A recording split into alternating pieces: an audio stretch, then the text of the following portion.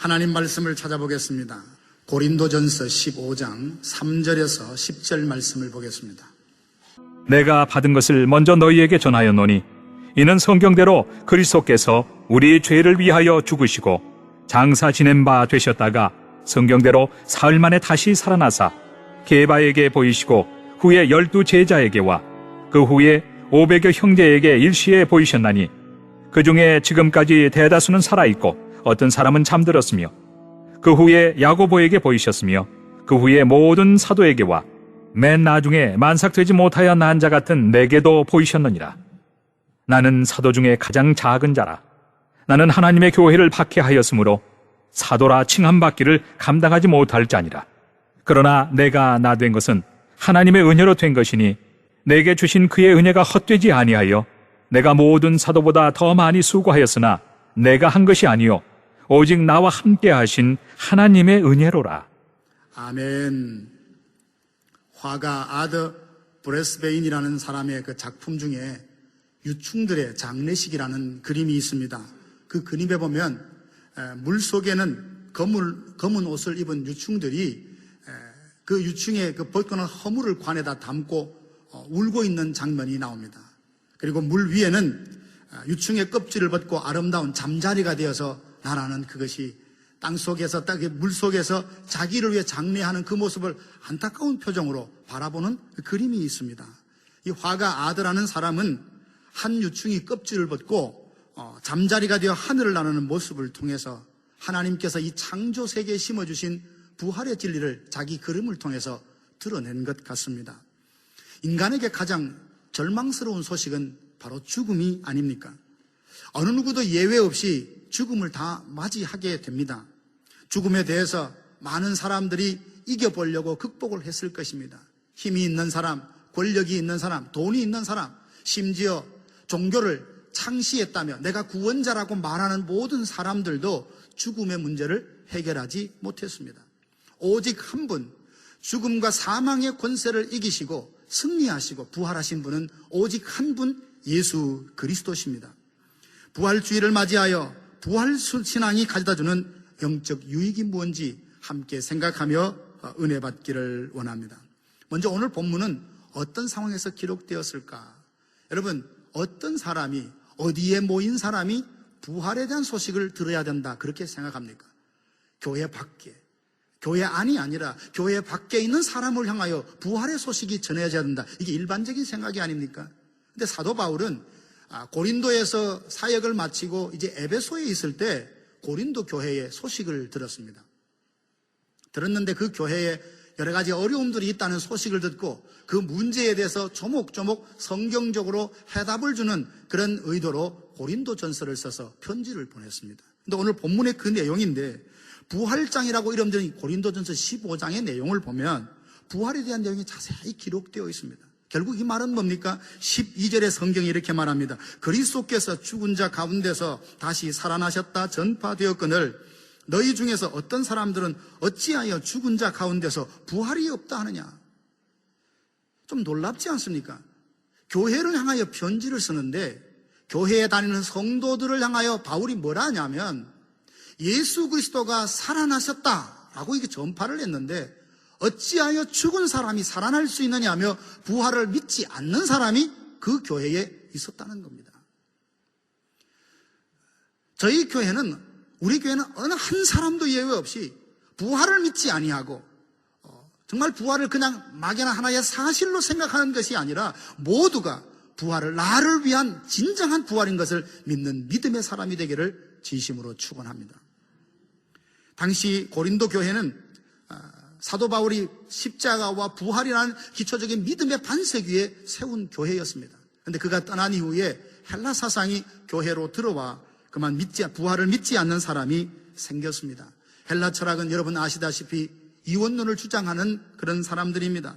영혼은 불멸하고 존귀하지만 육신은 언젠가 썩어서 없어진다고 생각했던 사람들입니다.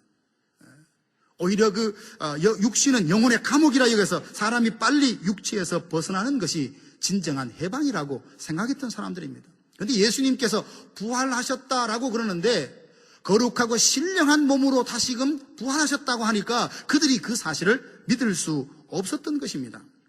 부활을 믿지 않으려는 사람들 중에는 엉뚱한 생각으로 부활을 정리하는 사람도 있습니다. 부활이 역사적인 사실일 필요는 없다.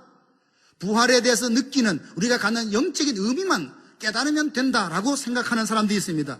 그럴듯하지만 이건 참 위험한 생각입니다. 부활은 역사적인 사실입니다. 이것을 부인할 때 기독교는 근본부터 흔들릴 수밖에 없습니다. 왜 성경은 부활에 대한 이 복음을 그렇게 강조하는 것일까? 오늘 2절 말씀해 보니까 너희가 만일 내가 전한 그 말을 굳게 지키고 헛되이 믿지 아니하였으면 그로 말미암아 구원을 받으리라. 우리가 예수님을 믿는다라고 하는 것은 예수님의 탄생, 고난, 십자가 죽으심을 믿을 뿐만 아니라 부활과 재림 모든 것을 믿는 것을 말합니다. 십자가를 믿지만, 십자가에 죽으신 것은 믿지만 그것에서 부활하셨다는 것을 믿지 않으면 오늘 우리는 예수님을 믿는 것이 아닙니다. 사단도요, 부활의 신앙을 가지면 사람이 어떻게 변하는지 잘 압니다. 그래서 오는 많은 역사 가운데 사람들과 환경과 사건을 통하여 사람들이 부활을 믿지 못하도록 유혹하고 회방하는 모습을 보게 됩니다. 맨 먼저는 대제사장과 장로들을 한번 생각해 보십시오. 예수님이 부활하셨다고 이야기합니다. 무덤에 돌문을 치우고 빈 무덤이 되었다고 합니다.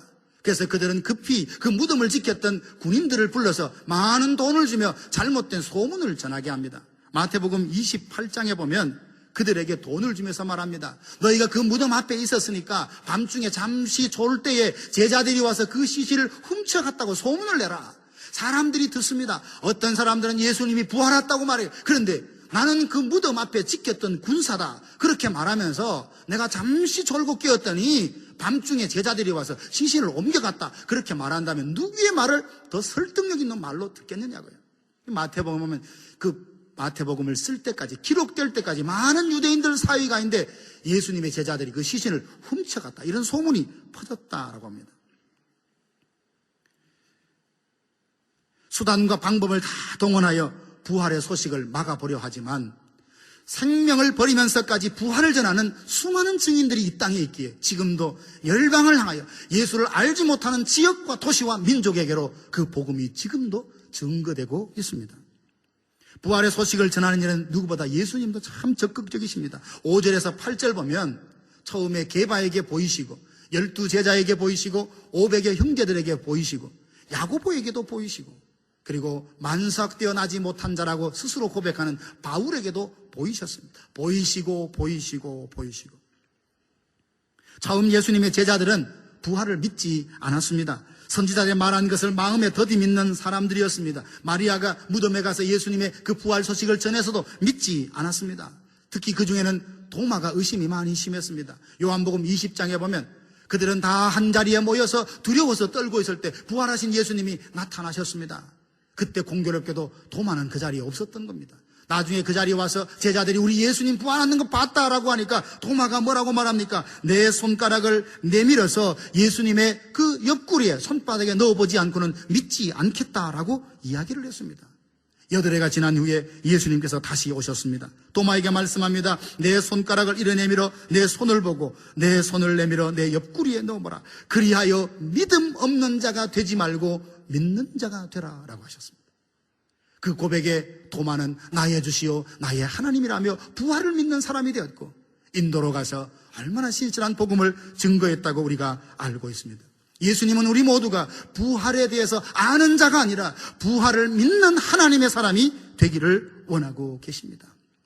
예수님과 바울은 왜 그렇게 부활에 대한 소식을 전하려 했을까요? 14절 보면 그리스도께서 만일 다시 살아나지 못하셨으면 우리가 전파하는 것도 헛것이요 너희의 믿음도 헛것이라 했습니다. 이 헛것이라는 말은 쓸데없다는 쓰레기라는 그런 뜻의 말인 것입니다. 부활은 복음의 절대 요소 중에 하나입니다. 부활을 믿지 않는다면 예수님을 믿지 않는 것입니다. 그만큼 부활의 신앙이 그렇게 중요합니다. 사랑하신 여러분, 그러면 부활신앙은 뭘 말하는 걸까요? 죽었다가 살아난다는 것, 부활신앙이라는 것은 하나님께서 죽은 자도 다시 살려내신다는 것을 의심 없이 믿는 신앙이 부활신앙입니다. 저와 여러분이 이 부활절기에서 나에게도 부활신앙을 갖기를 원합니다. 그렇게 기도하며 정말 그 부활신앙을 소유하는 하나님의 백성 되기를 간절히 바랍니다. 그러면 부활신앙을 가진 사람은 어떻게 되는가? 첫 번째로 삶의 회복이 일어납니다. 하나님을 점점 멀리 떠났던 사람이 부활신앙을 갖게 됨으로써 그의 삶에 총체적으로 변화와 회복이 일어납니다. 예루살렘에서 엠마오로 내려가던 두 제자가 있었습니다. 그들은 예루살렘에서 일어난 일들을 두고 마음에 낙심이 심했습니다. 예수님을 바라보며 기대했던 것이 있었지 않겠습니까? 로마의 속국 가운데 있던 그들을 정치적으로 다시금 완전히 구원해주는 정치적인 메시아로 기도했는데 힘없이 예수님이 십자가에 돌아가시자 그들은 부활을 믿지 않았던 사람이기에 터덜터덜 낙심한 자리로 엠마오로 내려가고 있었습니다. 그때 그 걸음에 부활하신 예수님이 동행을 하고 말을 거는데도 자기와 대화하는 그분이 예수님인지 알지 못했습니다. 예수님이 말씀하십니다. 미련한 자들아, 선지자들의 말한 것을 마음에 더디 믿는 자들아 라고 말씀하시고 모세와 선지자의 글에 통해서 예수님이 고난받으시고 자기의 영광에 들어가야 하리라는 그 말씀을 설명해 줍니다. 그들의 마음이 뜨거워지기 시작했습니다. 어두워지고 가려진 눈이 밝아졌습니다. 그분이 부활하신 예수님이라는 걸 알고 깨달았습니다.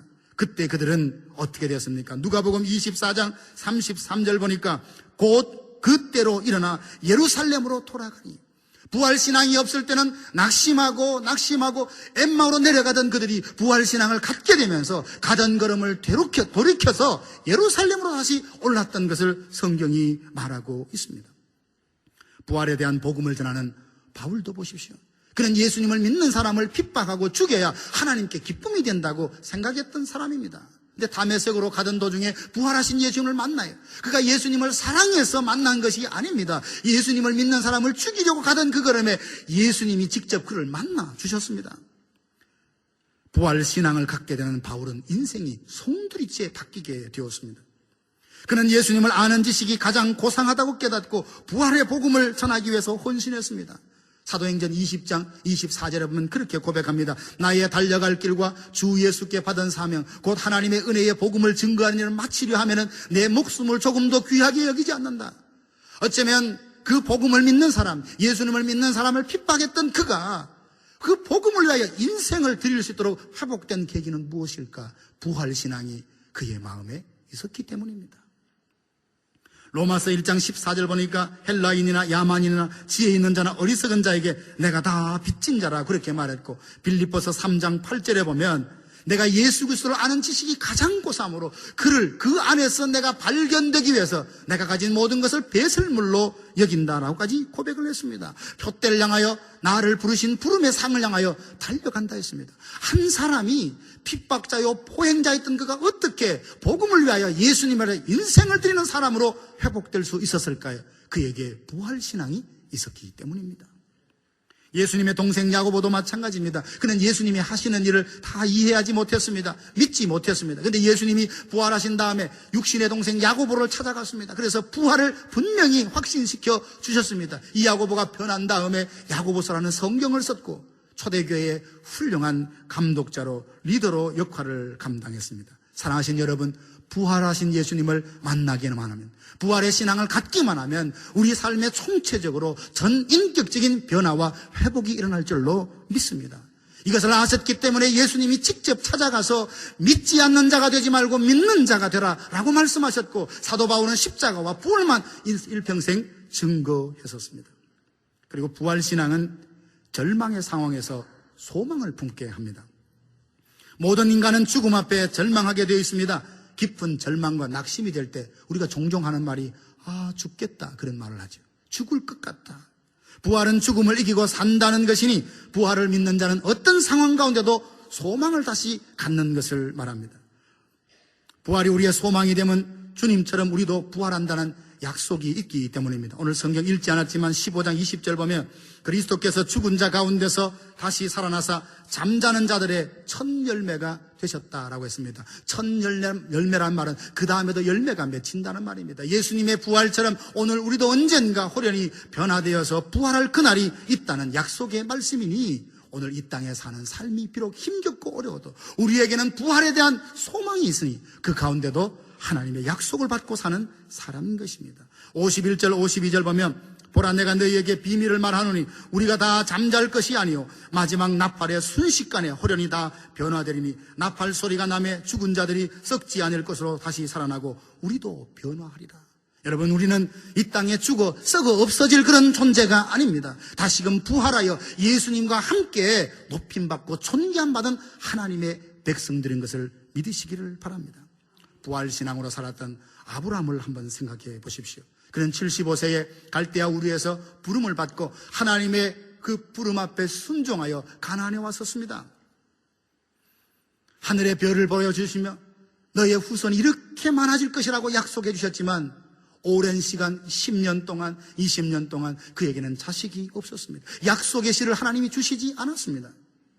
그의 나이 100세, 그의 아내 나이 90세가 되어서 하나님께서 약속을 해주셨는데 그의 형편은 생산할 수 있는 그런 형편이 아니었습니다. 로마서 4장 19절 보면 이렇게 말합니다. 그가 100세가 되어 자기 몸이 죽은 것 같고 사라의 태가 죽은 것 같음을 알았다라고 말했습니다. 약속이 있습니다. 그런데 약속이 이루어지려면 뭔가 상황이 거기에 따라가야 되는데 약속은 있지만 그 약속이 이루어질 만한 상황이 내 가운데 없는 거예요. 그러면 다들 약속을 포기하고 취소하지 않습니까? 근데 아브라함은 그걸 알고도 믿음이 견고하여져서 흔들리지 않고 그 가운데서 하나님께 영광을 올려드리며 약속이 이루어질 것을 확신했다 했습니다. 그것이 바로 아브라함의 믿음이래요. 그러면 아브라함의 그 믿음을 좀 더 자세히 설명을 이렇게 합니다. 로마서 4장 17절 보니까 그가 믿은 바 하나님은 죽은 자를 살리시며 없는 자를 있게 하시는 하나님을 믿었다고 했습니다. 오늘 저와 여러분에게 이 믿음으로 충만하기를 주님의 이름으로 축원합니다. 얼마나 좋아요. 아브라함은 나이가 100세가 되고 아내는 90세가 되었음에도 불구하고 하나님, 그가 믿은 하나님은 누군가? 내 하나님은 죽은 자도 다시 살려내시는 바로 부활의 권능을 가진 분이라는 그 믿음이 그 상황 가운데서도 절망하지 아니하고 소망을 갖게 했습니다. 예수님께서 한 고을에 가셨을 때 회당장 야이로라는 사람이 예수님께 달려와서 사정을 합니다. 주님, 내 딸아이가 죽어가는데 좀 살려주시옵소서. 낫게 해주십시오. 사랑하는 딸이 죽어감에도 아비된 자신은 어떻게 할 수 있는 방법이 없었습니다. 예수님은 그와 함께 가자고 가시는 도중에 12회를 혈루증으로 앓던 여인과 만나서 이야기하다가 그만 시간이 조금 지체가 되었습니다. 집에서 사람이 왔는데 더 이상 선생을 괴롭게 하지 마십시오. 당신의 딸은 이미 죽었습니다. 그 말을 들었을 때 회당장 야이로의 마음이 얼마나 힘들었겠습니까? 그 말을 옆에서 함께 들었던 예수님이 먼저 말씀하십니다. 두려워 말고 믿기만 해라. 아니, 예수님, 죽기 전에 말씀을 하셔야죠. 이미 죽었는데 뭘 두려워하지 말고 뭘 염려하지 말라는 말씀인가요? 그런 마음이 생길 수 있습니다. 그런데 예수님이 두려워하지 말라, 믿기만 하라는 이 말씀은 그냥 그 사람의 잠시 흥분되고 좌절된 마음을 달래기 위해서 했던 말이 아니라 생명의 나는 주인이라는 예수님의 선포예요. 믿기만 하면 죽은 자도 다시 살려내겠다는 예수님의 그 결심, 예수님의 그 마음을 그대로 표현한 말이 아니겠습니까? 실제로 아비와 함께 그 집에 와보니까 아이는 정말 죽었어요. 사람들이 울고 통곡하고 그런 가정에 울지 말라고 아이가 잔다 하시고 달리다고 마시며 그 소녀를 죽음 가운데서 다시 살려내신 것을 보게 됩니다. 하나님께서 이렇게 하겠다 그러면 상황도 안 맞습니다. 내 경험도 안 맞습니다. 하지만 하나님이 하신다고 했다면 반드시 하실 줄로 믿습니다. 사람들이 다 죽었으니 이제 끝내라고 하는데도 두려워하지 말고 믿기만 하라 말씀하셨던 예수님은 정말 죽은 자도 다시 살려내셨습니다. 이 믿음을 갖는다면, 죽은 자도 살려내시는 그 능력 있는 하나님을 믿는다면 우리의 상황이 어떤 상황에 있다 할지라도 하나님이 이 상을 회복해내실 것이라는 그 믿음으로 소망을 갖게 되는 것, 이게 바로 부활신앙이라는 겁니다. 여러분, 지금 어떤 형편에 있습니까? 100세의 노인이 아들을 기다리는 그런 절박함보다 더 절박하십니까? 아이가 죽었다는 소식을 듣고 하늘이 무너진 같은 절망스러운 그 아비의 마음처럼 여러분의 삶의 어떤 일로 인하여 그렇게 절망이 되십니까? 인간적으로는 희망을 품을 수 있는 가능성 0%지만 하나님은 그 상황 가운데서도 기적을 만들어낼 가능성 100%인 줄로 믿습니다. 그게 바로 하나님이십니다. 하나님은 그런 분위기에 우리에게 말합니다. 나를 믿으라고. 나는 전지전능한 하나님이다. 나를 믿으라고. 죽은 자도 살려내는 힘이, 능력이 내게 있다고 말씀을 하십니다. 사랑하는 성도 여러분, 이것이 바로 부활신앙이 주는 축복의 메시지입니다. 예수님의 부활은 우리에게도 소망임을 믿습니다. 아브라함이 가졌던, 야이로게 가졌던, 말씀하셨던 그 부활 신앙을 우리 모두가 가졌어요. 절망도 소망으로 바뀌는 놀라운 회복의 은혜가 여러분 가운데 있기를 진심으로 축복합니다. 그리고 부활 신앙은 우리로 하여금 모든 두려움으로부터 승리하게 합니다. 자유케 합니다. 예수님께서 십자가에 죽으실 때 제자들이 얼마나 두려워했습니까? 바깥에 출입을 하기 힘들 정도로 두려워해서 웅크렸습니다. 그러나 죽음이 지배하던 그 가정에 죽음을 이기신 예수님이 나타나셔서 평강이 있으라라고 말씀하시고 자기가 승리를 드러내셨습니다. 그것을 믿고 성령의 충만함 받았을 때 그들은 웅크려서 주눅들었던 사람이 아니라 밖으로 뛰쳐나가서 예수 부활하셨다고 증거하는 증인의 삶을 살아낼 수 있었습니다. 57절 말씀에 보면 하나님께서는 예수 그리스도로 말미암아 우리에게 이김을 주시는데 부활신앙은 사망의 두려움을 이기게 합니다. 인간이 가장 두려워하는 것이 뭡니까? 그것은 바로 죽음 아닙니까? 사망 아닌가요? 권력을 가진 왕도, 부유함을 가진 부자들도, 그리고 풍부한 경험과 지혜를 가진 스승들도 사망의 권세 앞에는 다 굴복을 하고 말았습니다. 예수님은 부활하심으로 사망의 권세를 깨뜨리시고 승리하셨습니다. 그래서 55절 보니까 사망아 너의 승리가 어디 있느냐? 사망아 내가 쏘는 것이 어디 있느냐? 사탄은요, 이 사망과 죽음이라는 걸 무기를 가지고 사람을 두렵게 해서 자기가 원하는 대로 끌고 갔는데 어느 순간 예수님께서 이 땅에 오셔서 그 사망의 권세를 깨뜨리시고 살아나신 거예요. 이것을 믿는 많은 사람들은 더 이상 사망이라는 무기를 가지고 다스릴 수 없게 된 것입니다. 그래서 오늘 우리는 그 믿음 안에서, 그 능력 안에서 온전한 자유, 진정한 승리를 맛볼 수 있는 인생이 된 줄로 믿습니다. 육체에 가신 질병의 두려움도 이기게 됩니다. 사도 바울을 보십시오.